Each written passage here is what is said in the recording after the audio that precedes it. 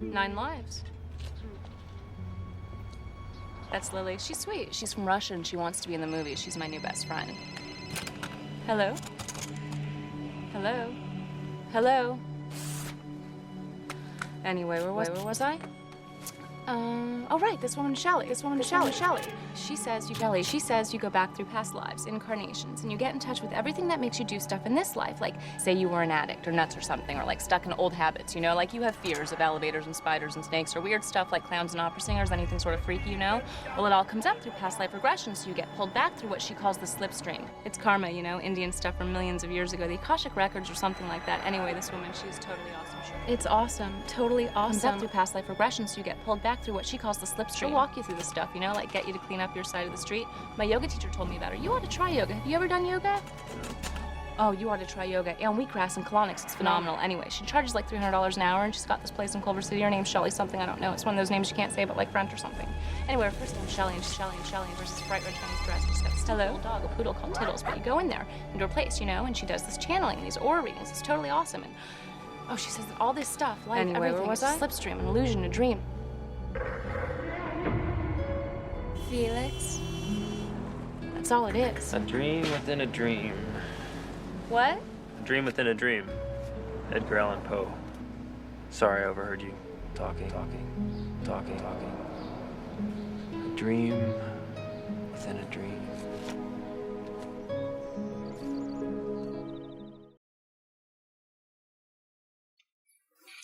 One fellow stopped me a minute ago, and one of us, and he asked if I would speak about aging, because he's working in a nursing home and is interested in the, tell me if I get it wrong, the greening of aging?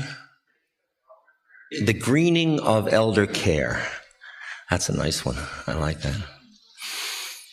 Jai, who besides devotional practices, also manages me. Is that what you are? He's my agent. And he just arranged a contract for me that will give me about a year off to do a book on aging. And it's a book I really, really want to do. I mean, obviously I want to do it for obvious reasons.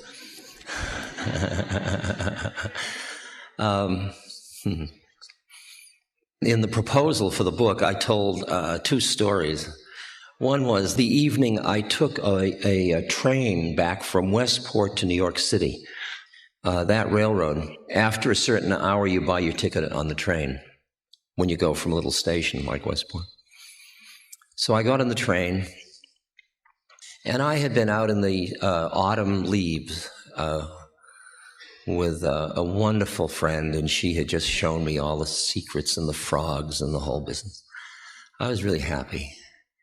And the conductor came down the aisle, and he said, "Tickets, please." And I said, "I'm sorry, I'll have to buy my ticket on the train."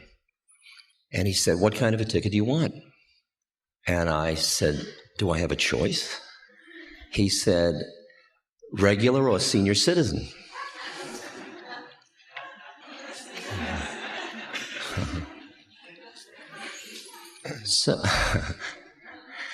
So it was interesting the way I said it. I said, "Senior citizen," which was the same way when I was 18 years old and I could drink legally in New York. I went in and I ordered a beer and the bartender heard the tone of my voice and he asked for my identification. The conductor did not ask for my identification.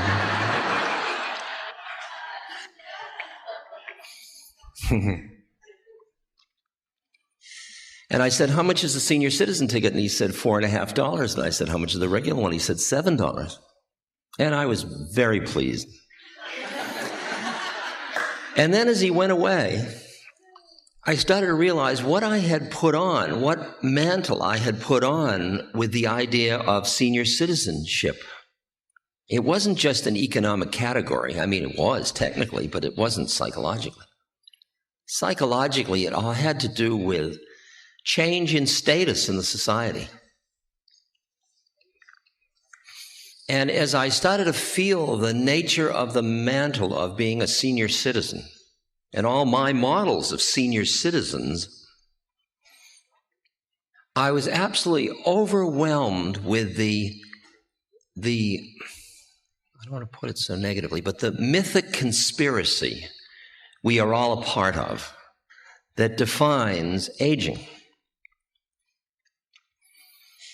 And I haven't done the book yet, so I don't know what it's going to say, but I realize that as I become more aware of the way in which the mythic fabric of the culture is defining who I am, like in the determinant of age, that as I become more aware of it, it starts to have less power over me. Just that awareness changes things. Like if you look at television, look at all the people of age and see how they are characterized in all the stories. They're either foolish, irrelevant, sort of bumbly wise. Only Angela Lansbury.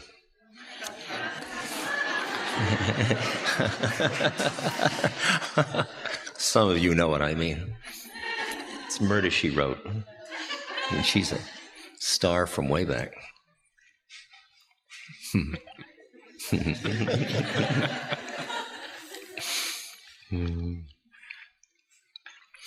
And I just realized as aging older people, in a funny way, get warehoused, either in upper middle class elder communities where they are pleased that no children are allowed. Can you imagine? That's like a hell realm. I don't want children around. They make too much noise. So does life. I mean, when I go into India or I go to, most cultures I go to, you feel the interesting working of the extended family, how it all works, how there are built-in babysitters, and how the grief is spread around, and how the economic people have someplace to fall, and how the whole web, and realize at what cost we have cultivated personal individual freedom, and whether individualism isn't an interesting kind of ism. And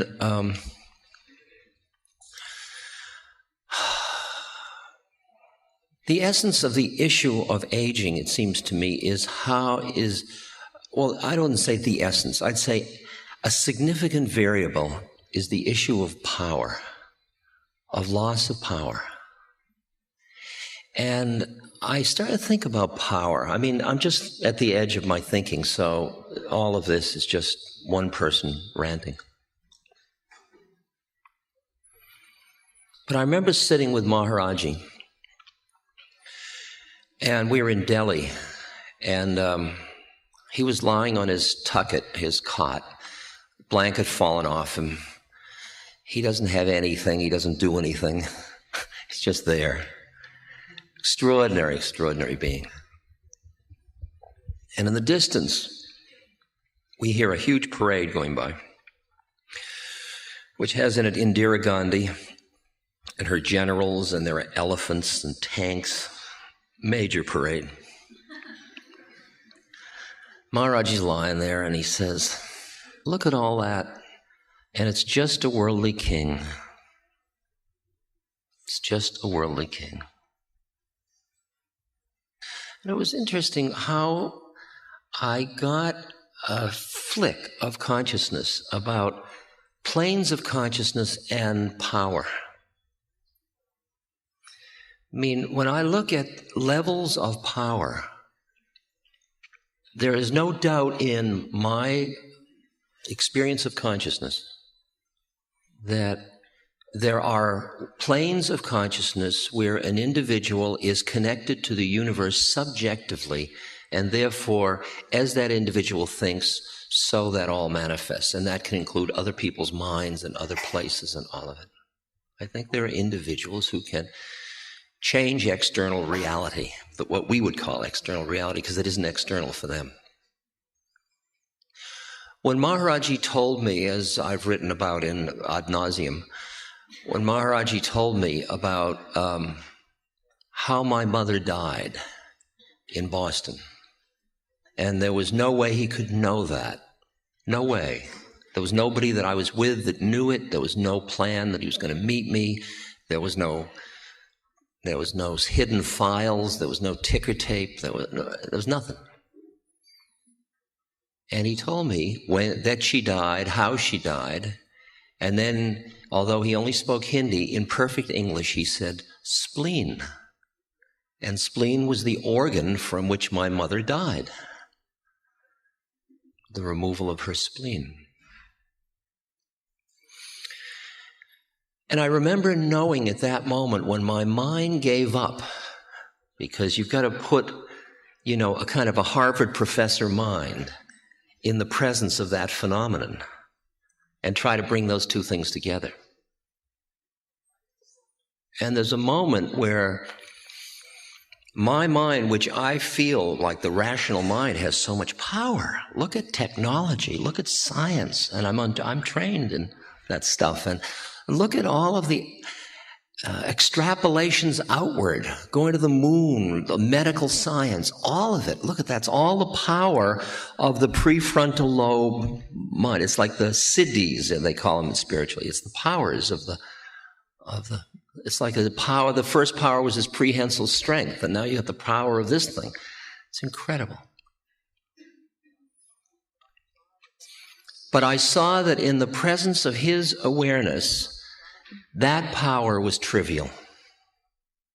That was trivial. It was a nice and interesting power, but it was not the essence of the matter.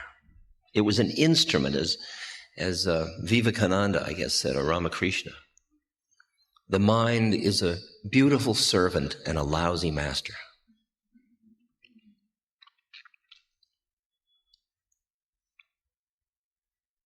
I received an invitation to speak at Saks Fifth Avenue in Beverly Hills. And I. Magnans and Neiman Marcus in Beverly Hills. And one more that I forget. And for which I was asked to speak for 15 minutes each place, which was like an hour, for $12,000. Okay, now some of you know what that means. Now, the people that invited me were La Prairie Cosmetics. La Prairie makes creams to protect you from aging. Okay?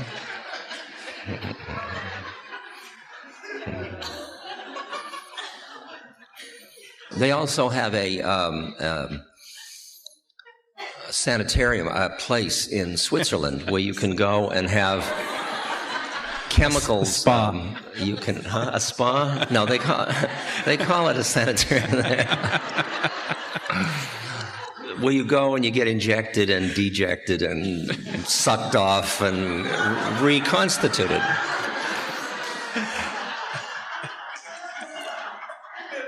It's good the check is cleared already, that's all.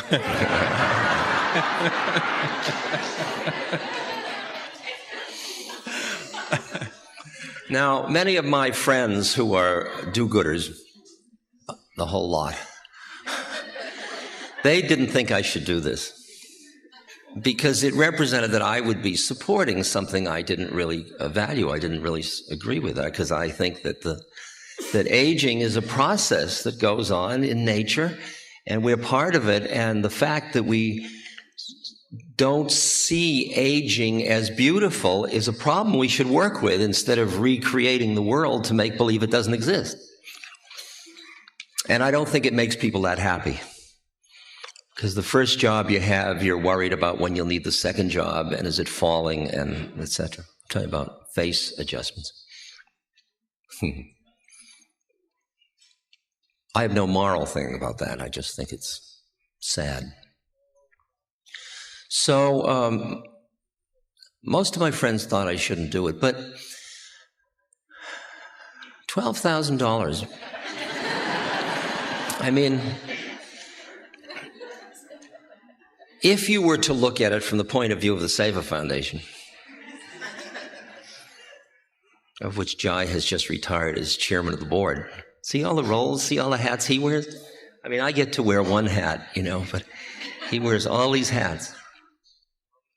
If you translate that into eyeballs, at, say, $50 it takes, doesn't, but let's say it took $50 to take a blind person and give them an interocular lens so they have perfect vision, because they have a cataract.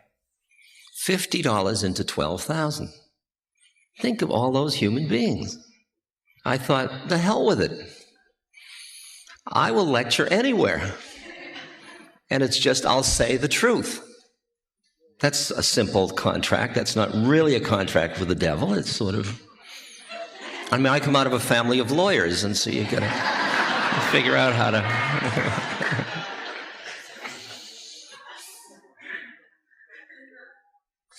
So we were sitting at the luncheon at Saks.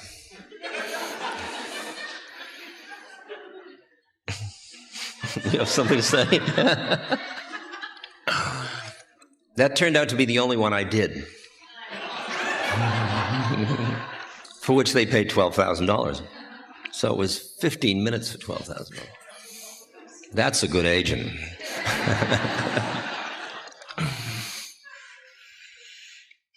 So we were sitting at the table, these little tables. There were little tables of 8 or 10, at which at each one there was a La Prairie representative helping people understand how they should do this stuff. And it was the 200 best customers of Saks.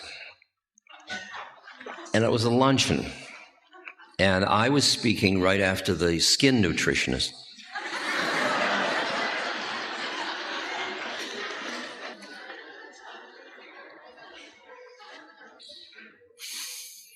And she said she wanted everybody to do this experiment. Take your skin and you squeeze it, and you hold it for 5 seconds, and then you let it go, and you see how quickly it goes back, and that's how vital your skin is. So we all stuck our hands in the middle of the table, and we did this thing. 5 seconds. And then we all let go. And mine didn't go back at all. In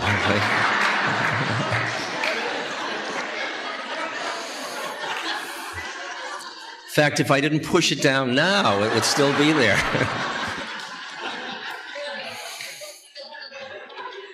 And they were horrified. They were honestly horrified. It was just like it was some major social gaffe. And they sent me a big box of skin cream after that. A care package.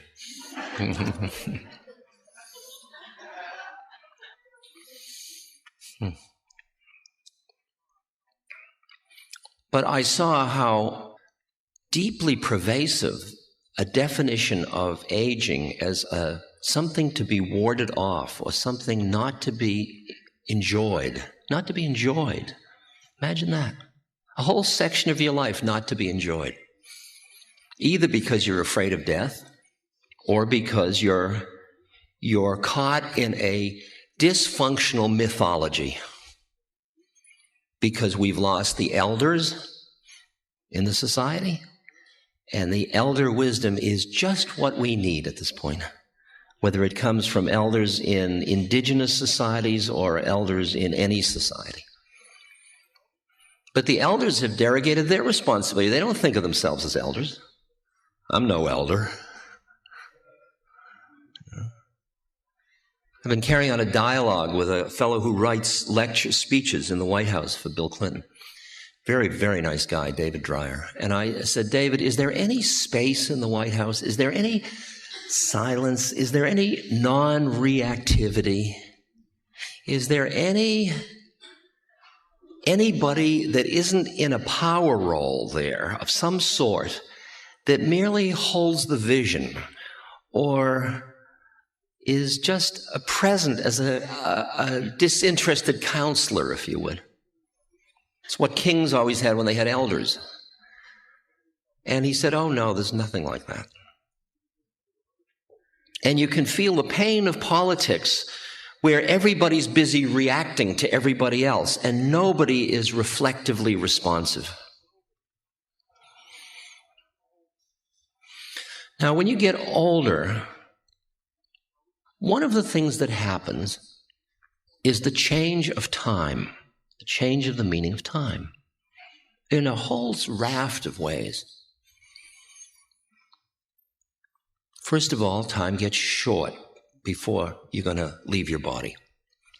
And not only that, but that agitation and there's a whole chemical thing in it, makes you experience that time is moving by faster. It seems like, because when you're a child, spring is a big thing and summer is summer. And then, the feelings of each season, and autumn is going back to school, and at least it was in my day.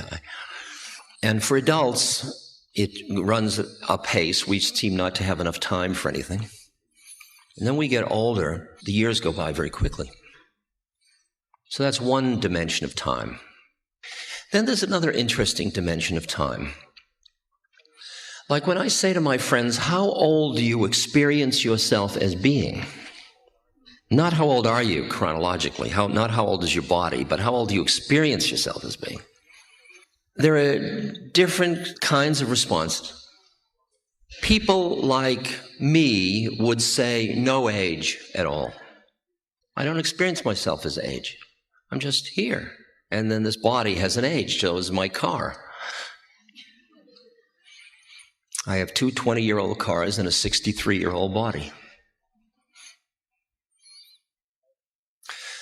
But many people, like Judith in New York says, I have always felt like I was 14 years old. I've always felt like I was like a little girl up in a tree. And I think that for the first 35, 40 years of my life, I felt like I was a precocious child. I was a child who was living in over my head. This may be alien to all of you, but bear with me. It's just my pathology. And then I began to feel like I had gotten through puberty. I was about 40.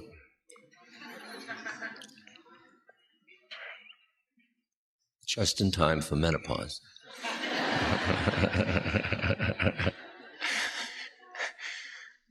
Now, I started to experience this change in my psychological age. There were a lot of things that occurred in those years, of course, and I got up to the point where I started to feel that I was just who I was. That I was this age, 63, or at that time 50, 55, and it felt fine. It was comfortable. And then I went deeper and I started to feel no age. Now, if you're in no age, there's no time. Nothing's happening. And that's the nature of awareness. Nothing's happening. No one's going anywhere. There was no birth. There's no death. It all just is, and that's part of you. And as you accept your own legacy, your own lineage, you begin to rest in that component in which there is just awareness, and there is no time. There's nothing personal about it. It's not my awareness. It's just awareness. And I started to see the way in which, since the baby boomers are going to start to be 50 in 1996, I'll write the book for them. I'll write the book for, okay, you finish 50 years. Who knows what you got left? You could have 26.8 or something on the curve, but you could also have 40 or 1 minute or who knows. So, but it's going to be different. What do you say? Let's reflect about it together. Let's use it as consciously as we've used everything else in our life. Let's make it an exercise. How to live out and honor aging without getting lost in the drama.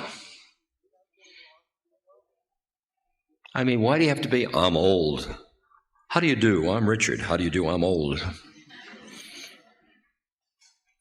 Because I've certainly met people with illnesses that are profound illnesses who are honoring and caring for their body as best they can with whatever wisdom they have. But they aren't lost in the storyline. The fact that they have an illness hasn't redefined their reality. They are not ill, they are a person with an illness. And you take any of your pathology and how quick you are to define yourself in terms of the pathology. And in our society, aging is a pathology. It's a failure. There's something wrong. We don't really want to see you because you don't awaken our sexual interests, you don't have any power, you're our future that we're afraid of, so we'll send you to beautiful places where you'll be happy. It feels like Brave New World. It feels like Brave New World. And we then will cast it through the media as happy faces in Modern Maturity magazine. I am so happy living in this senior citizen community. And they all show beautiful dentures.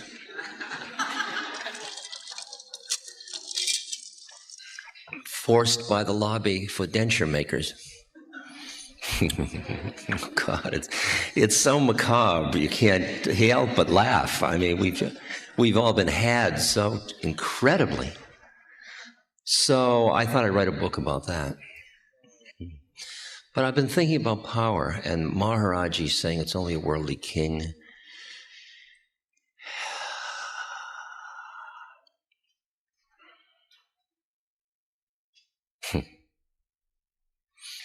It seems to me that you and I are in a training program that's I'll give you another, just a metaphor. This is all a metaphor.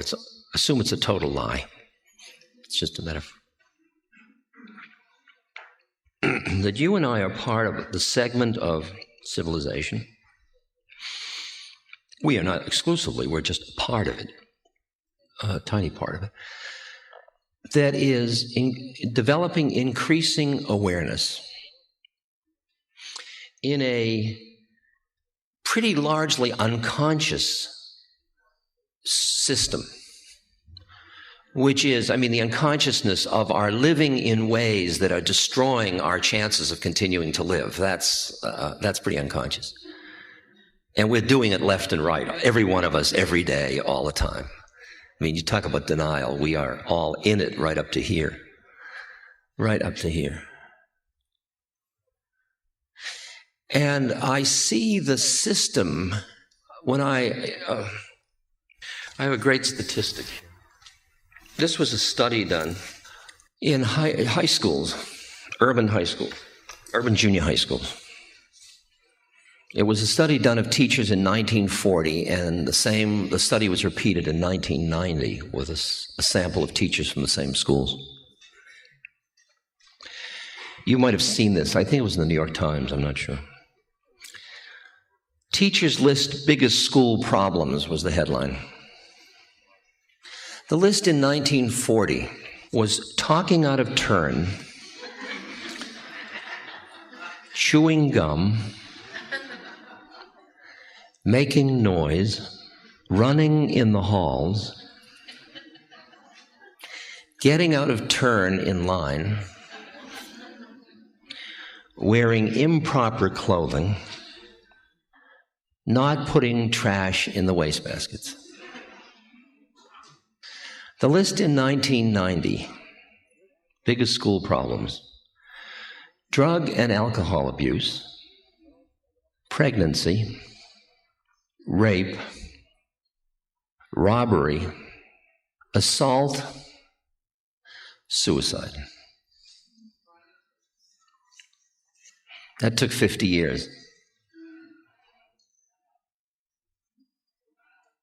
Now just let the implications of that sink in for a second. It's easy to get freaked and say, isn't this horrible? But just for an experiment, let's just look at it. It's new. Certainly a more intense climate. I can do one of those lists and comparisons for practically every dimension of our life. The amount of resources left, the rate at which the fish are getting contaminated, the radioactivity that is entering the system of the planet through nuclear waste, increased numbers of homeless people, people who have fallen through the cracks of the social system.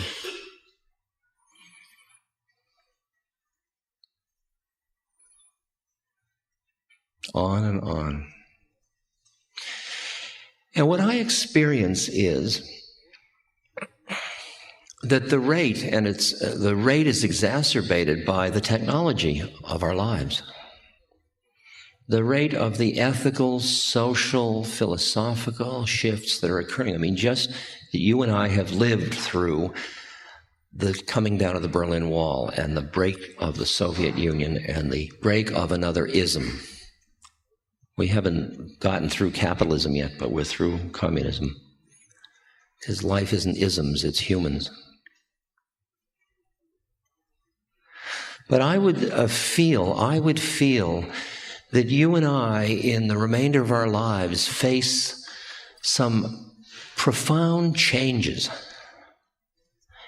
We face the potential of coming very close to chaos.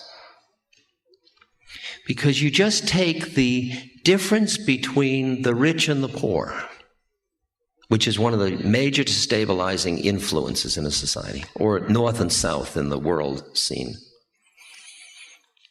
There was a time just a couple of generations ago where if the head of a company made 5 times what the lowest employee made, everybody was comfortable. Now CEOs 95 times what the lowest person is making. Now, I know they work hard, but that is ridiculous. It's just what happened in the 80s. It was the way in which individualism, out of balance, without a sense of identity within groups, within community, with this wonderful prefrontal lobe runs amok. It runs amok. Not only aren't we concerned any longer about the 7th generation, we are basically using up the resources of the children and the grandchildren at this moment. Now, all this is the way it is, by the way. I'm not just giving an interpretation. I can give you the data for all these things I've said. None of this is surprising to any of you.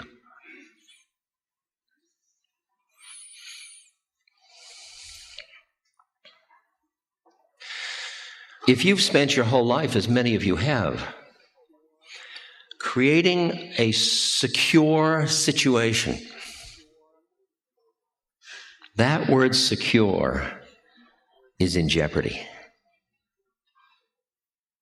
I've just been reading, because I've been in Israel, I've been reading books about the Holocaust and how the Jews in Poland, in this case, were sitting in their home with all of their beautiful, sentimental surroundings. And there was a siren and an announcement going through the square. All the Jews have 1 hour to take whatever they can and leave their homes and meet in the town square. And anybody that malingers will be shot. How stable was their lives? How stable is anybody's life?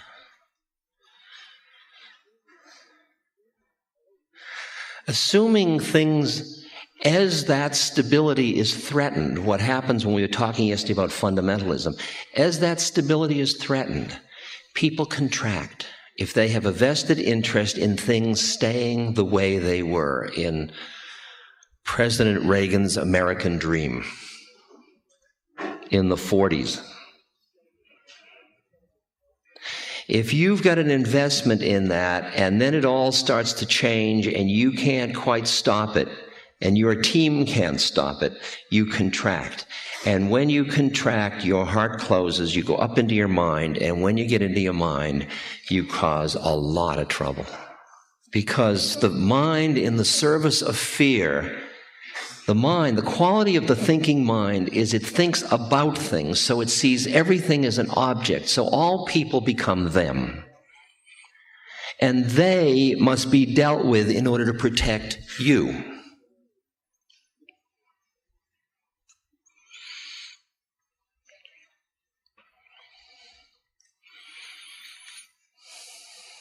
I think one of the most powerful images I ever read, since I guess I'm on this track now, was in Elie Wiesel's book Night, in which he describes a moment in the concentration camp where his father is just weak and about to die, and his father has a crust of bread. And he has been so loving and devoted to his father, and at that moment, he has a thought of, if he die, I'd get the crust of bread. And it so shattered his belief in his God, his spirit, his whatever, that it colored everything for the rest of his life, because he couldn't handle what he considered the deepest evil that he would have had that thought inside of himself. But that's in human beings. We have seen in our day greed that has been so insensitive to the suffering it's causing. And in part, we are party to it. We are party to it, just the way we live our lives. And it's extremely interesting to anticipate that this is not a stable situation, that it's going to change. And the way it's going to change, if you have a vested interest in holding it the same, you're going to be pushing against the change, because the change is going to represent a threat to your existence. And I would say you and I are in training to find a place in ourselves and in the way we live our lives where we are not so dependent on the forms of existence that we freak when it changes, that we freak in the presence even of increasing chaos. Because it's going to be at that moment where those people who have some tiny degree of equanimity will be that thing around which can coalesce a shift that is healing instead of ultimately destructive.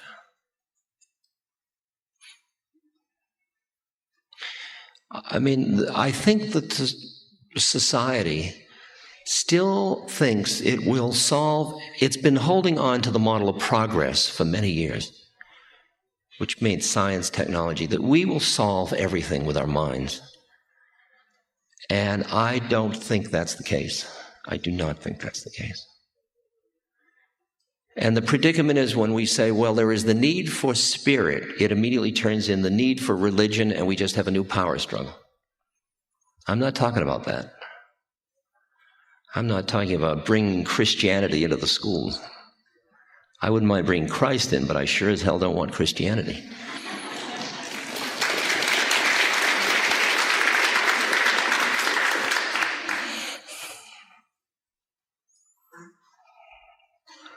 Did I alienate you all?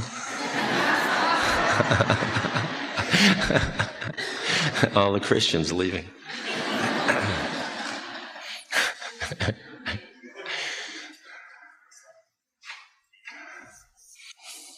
See, it seems to me the reason I'm playing this game, I mean, the way I'm thinking these at this moment, and the fun of playing with all this with you, is that aging and the social, economic, political system are facing us with the same thing, which are change. And in addition, loss of power. Loss of power. Because your power base gets threatened. A revolution shakes the hell out of your power base. Really does.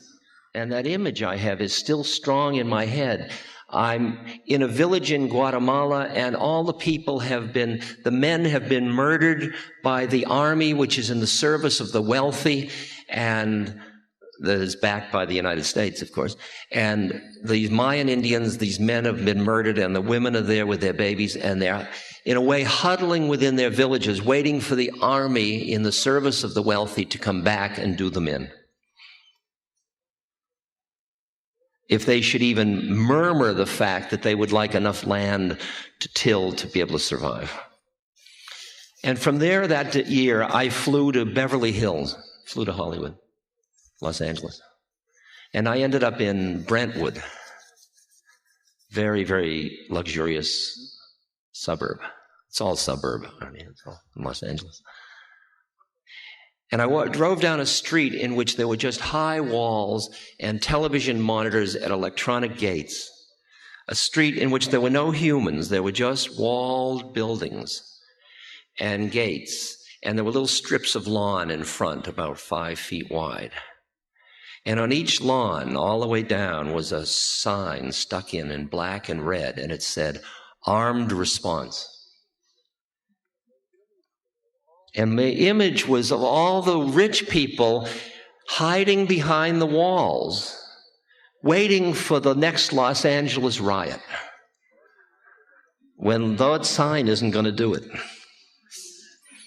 It's not going to do it. Interesting moment. Interesting moment, even if it's just my fantasy, that part, just interesting moment to play with, to not rush into denial so fast. And you and I have the opportunity to get in line with a different kind of power, so that as worldly power changes, you don't get completely lost. You don't get completely freaked. You don't feel like you are threatened.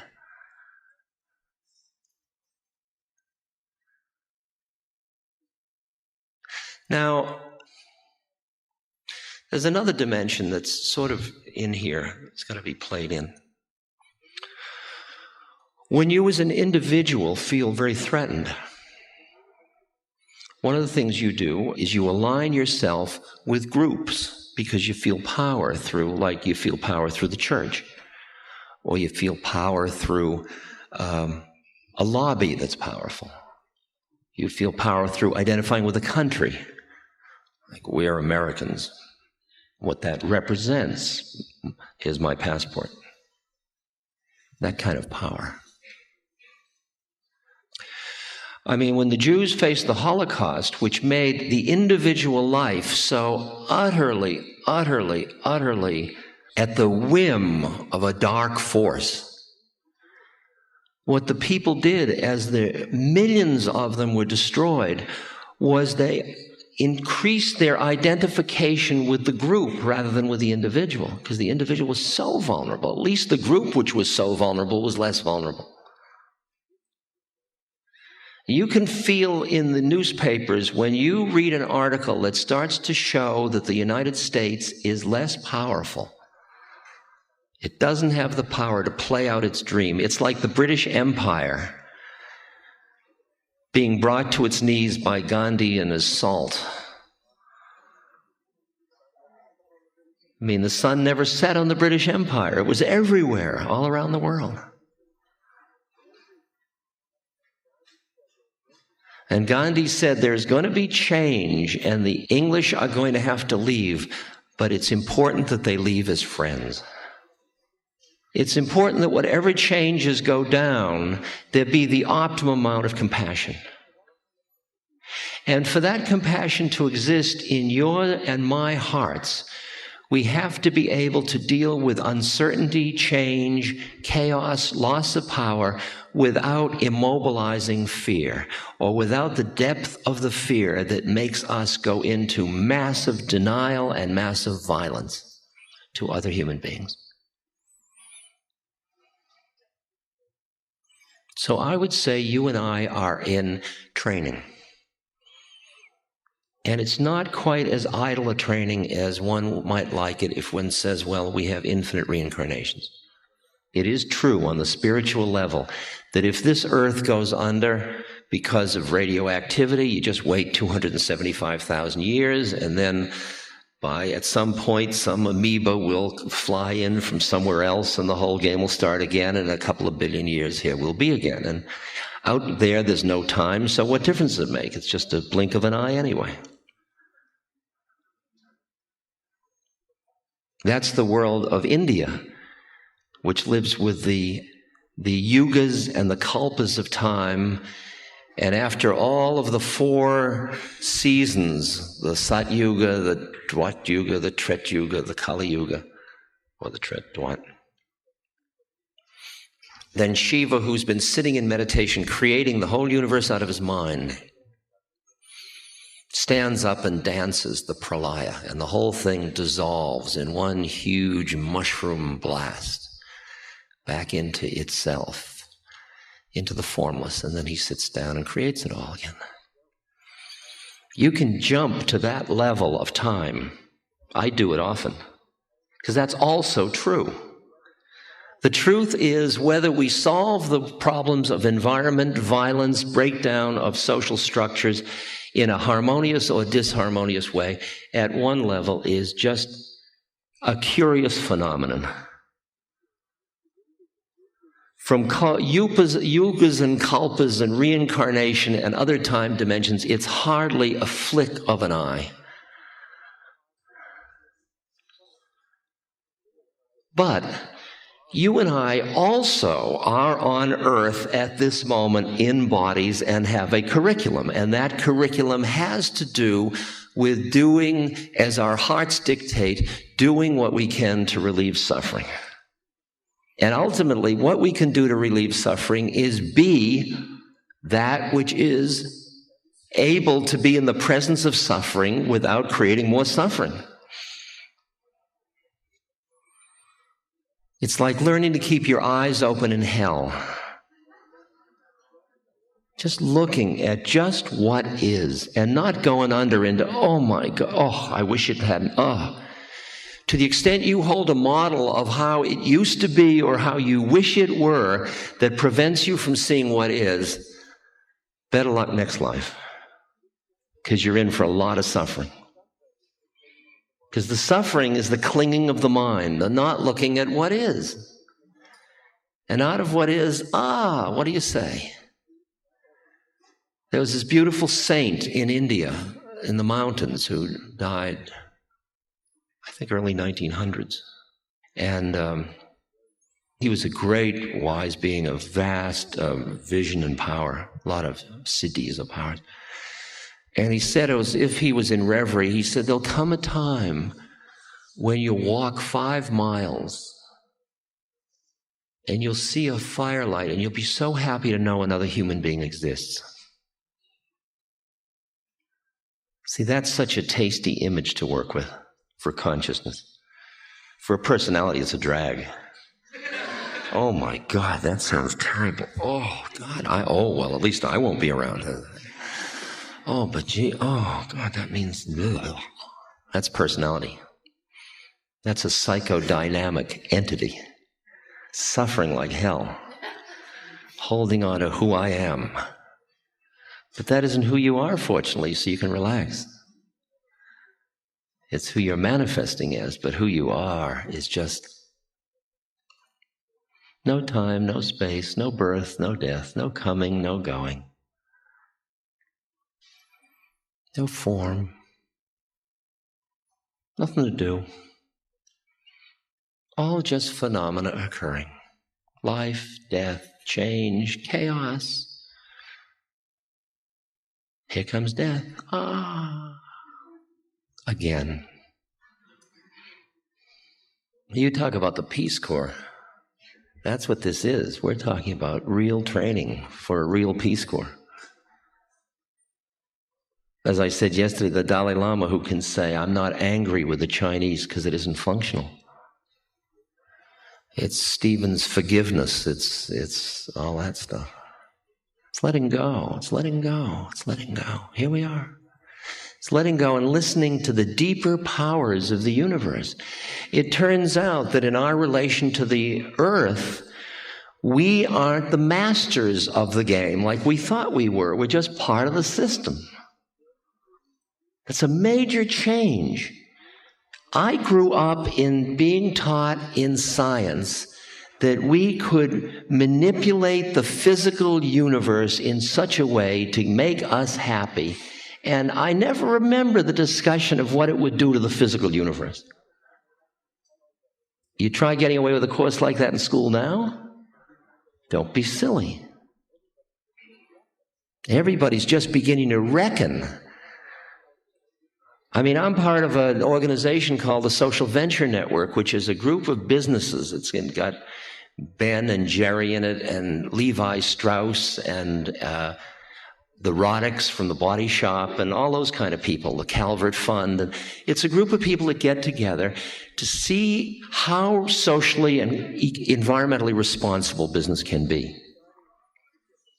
And they start to ask of themselves audits of their environmental usage. And then they demand of themselves an audit of their effect in the communities they're functioning in socially, and for their employees. We're just beginning. This is like a leading edge kind of an organization. We're just beginning to recognize the relation to nature, which is not human over nature. Florence Kluckhohn had these three categories, an anthropologist: human over nature, human in nature, human under nature. The nature gods that did us in all the time, that was human under nature. And science has been human over nature, and the Enlightenment ever since the 17th.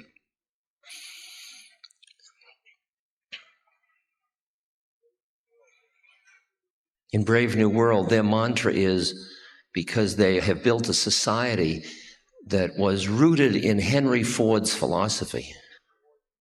And their mantra is, Ford's in his flivver and all's well with the world. In which humans have been turned into happy consumers and producers. So that if the chaos doesn't get you, the organization will. That's what's such fun.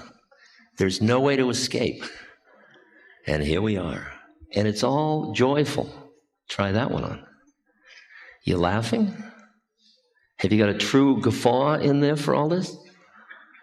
As Wavy Gravy says, if you don't have a sense of humor, it just isn't funny.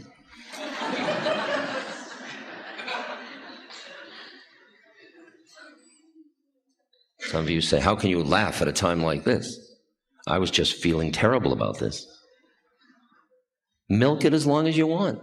It's not going to make it any better for you just sitting around feeling terrible. That's a cheap high. Oh, I can't bear it. It's so terrible. Well, we'll wait. Because you got to bear it. You don't have any choice. So you're going to bear the unbearable before you're done. Either your own death or somebody you love or the whole system. It's very interesting to try to be conscious, isn't it? It's more fun than not being conscious, I'll tell you. But it takes a while to figure that out. It isn't as trippy. It isn't as trippy. Wow! And ee, ah, ee. Instead of, and that too, and that too, and that too, and here we are. Whew. Pretty heavy. Any adjective is just a joke. Heavy, light. You and I are in training to be free. We're in training to be so present, so spacious, so embracing into ourselves, not looking away, not denial, not closing our hearts because we can't bear it. The statement, I can't bear it, that's what burns you out in social action. The being in presence of suffering and contracting. The contraction starves you to death. When you close your heart down to protect yourself from the suffering, you can't stand it. Because what happens is you close off the being fed by the life situation. Because if you can stay open, the suffering and the joys and the stuff of life, all of it, it's like living spirit, and it just connects to your living spirit, and there's a tremendous feeding going on. You go to funerals, and the grief, real grief, brings people so close together, and it gives them life experience where often they've been deadened into their minds and into their closed hearts. That's why trauma is so profound. It cuts through. A frightened person contracts. When they contract, they go into their minds. When their minds contract, they can't risk. It's a low-risk strategy, so it's reiterating what they know in order to feel safe. And that judges everybody else as a threat to their safety if the fear is great enough. And everybody's them, and you're isolated, and you're very hungry. It's very lonely being that isolated. And the isolation has nothing to do with the social reality. It has to do with your own mind. And once you see all this, what else is there to do but keep working on becoming conscious? No big deal. Nobody's asking you for anything. You'd be a fool not to do it. You'd be a fool. It's just like you're going to perpetuate your own misery and suffering and everybody else's if you don't. So 1 year. 1 year. Make it clear what I'm asking. 1 year for you to be able to live in two planes of consciousness simultaneously. I'll settle for any two. Because the minute you've got any two, the whole thing's happened. Then you see, why those two?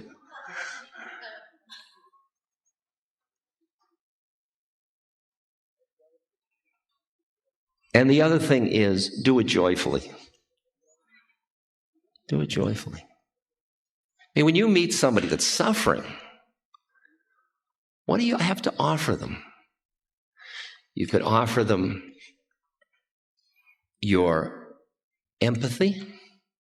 Oh, God, I just can't imagine how bad that suffering must be. That's a good thing to offer, because they feel somebody else is listening to them. The other thing you can offer them is your joy, is your presence, is you're not getting caught in it all. That combination of being empathetic means you're caught, means your heart is breaking because you understand the intensity of their experience.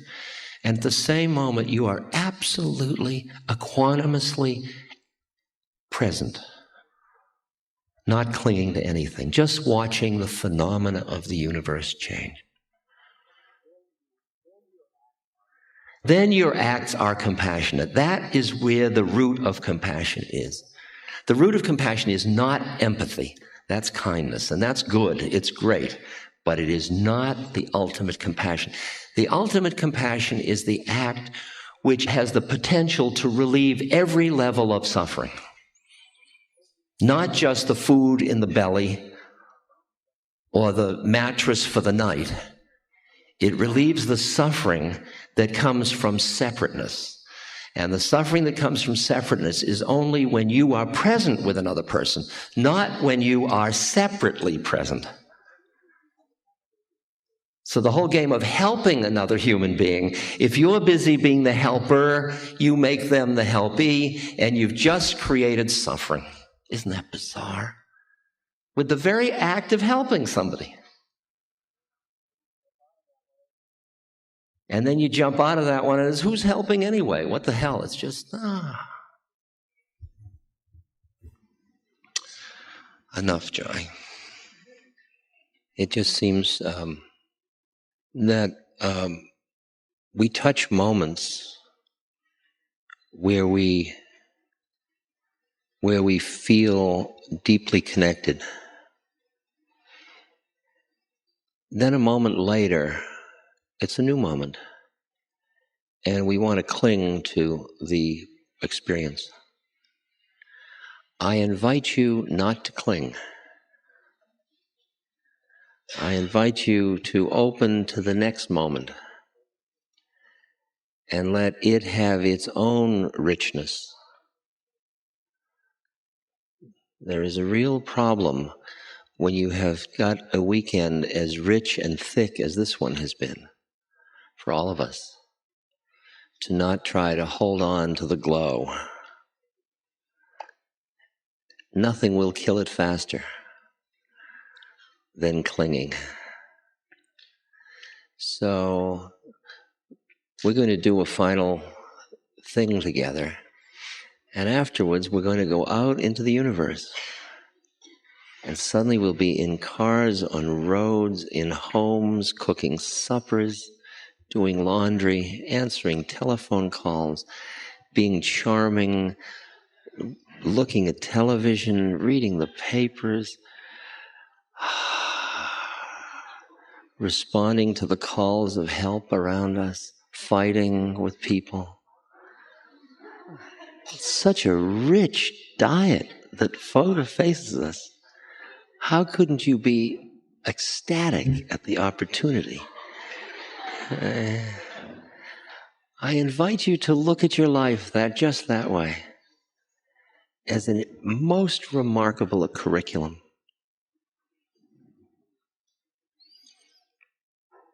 When I was with Aldous Huxley years ago, I didn't know him well, but when we were together, there were just a few words he kept using. One was extraordinary.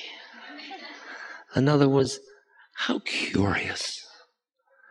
Another was, how odd. And I realized that everything in life is extraordinary if I just want to look. It's true, there's nothing new under the sun, and it's all fresh. I know there are many questions that are unanswered, and I can tell you that if you were to quiet your mind down, you would know exactly what the answer is as well as anybody else would. And if you still don't trust yourself, find anybody else and ask them the question. Because everybody is the goddess in drag. And if they say, oh, I don't know, say, well, look and find out. Because we have to help each other recognize who we truly are. Because we've had such a bum rap for so long. We have mea culpa'd our way through life. Poor schnook that I am. If only I could awaken and taste the beauty of the universe. Enough already. We are so busy not being awakened. It's a real addiction. We are abused. We've been closed down. But being mindful of it, it all dissolves before our very eye. What was the whole journey about? Whatever sufferings you're dealing with, whatever fears or anxieties, don't deny them. Don't get lost in them.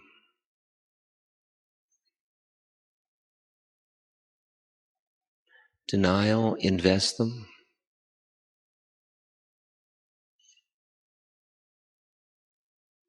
Just go on, allowing them to continually be grist for the mill of your awakening.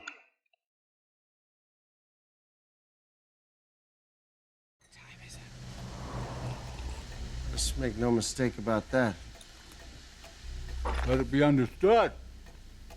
Hey, that's my line. So? You stomped all over my train of thought, you stupid son of a bitch.